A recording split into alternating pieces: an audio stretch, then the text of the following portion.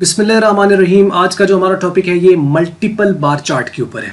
पिछली वीडियो आपने अगर नहीं देखी है तो वो थी सिंपल बार चार्ट के ऊपर, जिसके अंदर आपको एक वैल्यू के अगेंस्ट एक बार था। अब यहाँ पे मल्टीपल वैल्यूज हैं। अब मल्टीपल वैल्यूज कम से कम दो होती हैं और दो से ज़्यादा भी हो सकती हैं, तीन हो सकती हैं, चार हो सकती हैं, डिपेंड करता है।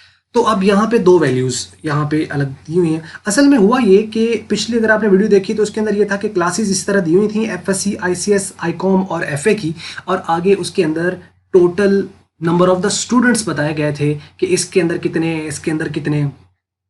यहाँ पे कुछ वैल्यूज़ कुछ इस तरीके से आ रही हैं कि आप यूँ समझ लें कि इसमें उन्हीं जो एक टोटल स्ट्रेंथ थी उसको दो हिस्सों में डिवाइड कर दिया गया कि अब टोटल स्ट्रेंथ में बॉयज़ कितने हैं और गर्ल्स कितनी हैं।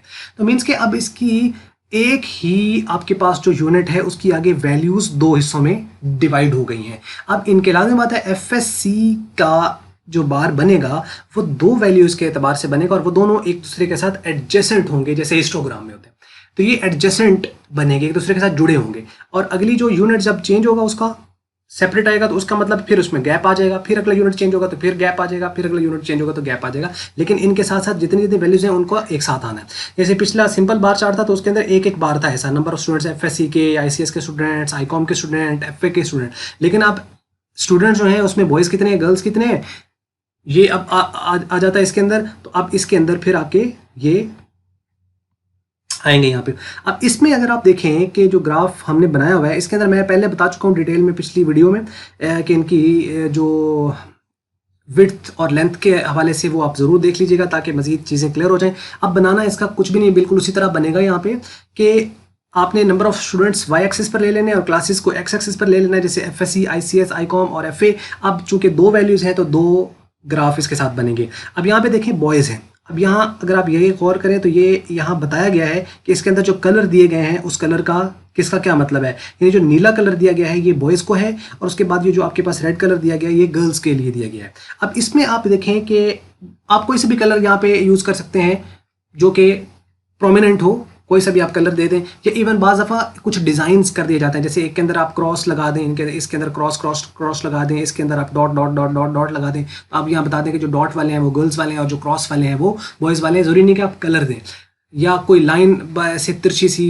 जो है वो इस तरह करके कर दी जाती है एक के अंदर, और एक के अंदर आप कुछ भी आप जो है वो कोई जो वेव टाइप लाइन है वो आप ड्रॉ कर दें, मतलब कोई सा भी डिज़ाइन सो दैट कि वो डिफरेंट लगे और आप उनको बता दें कि जो ये है ये गर्ल्स के लिए और ये जो है ये बॉयज़ के लिए है। अच्छा, अब यहाँ पे देखें कि पहली जो वैल्यू है आपके पास वो बॉयज़ हैं 15, तो आप यहाँ से उसी तरह बार आपने यहाँ डॉट लगा देना है और इसको आपने नीचे ऐसे ड्रॉ कर देना है, और ये 15 के सामने इस तरीके से। इसी के सामने अब गर्ल्स कितनी है, 25 हैं, तो यहाँ से ही आपने ये डॉट लगा देना है, इसको आपने यहाँ मैच कर देना है इसके साथ, और इधर से आपने बिल्कुल नीचे ले आना है और ऊपर से इसको आपने बंद कर देना है यहाँ पे।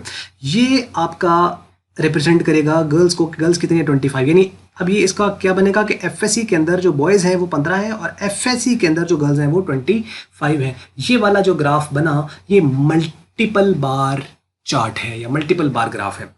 अब यहाँ पे आईसीएस है तो आईसीएस के अंदर आपके पास यहाँ पे देखें कि बॉयज़ कितने हैं 27, तो ये 27 पे आ गया। उसके बाद जो गर्ल्स हैं वो 13 है, ये 13 पे आ गया। आईकॉम के अंदर जो है इसके अंदर 20 है तो ये 20 के सामने आ गया।